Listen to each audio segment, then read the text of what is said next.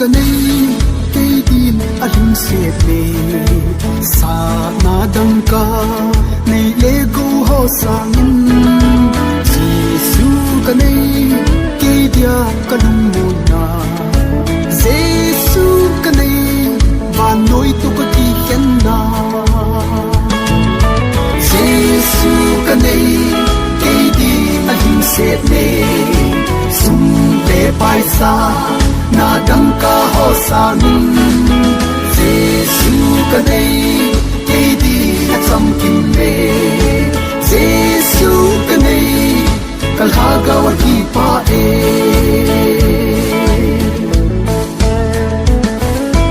Laysid na hinlinway sinumzong beng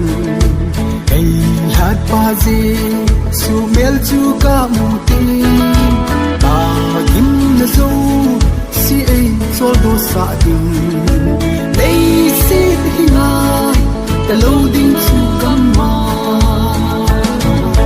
Jesu kanay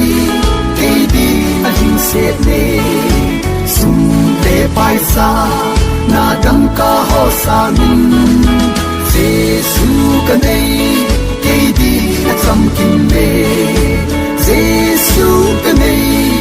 kalhagaw at hipae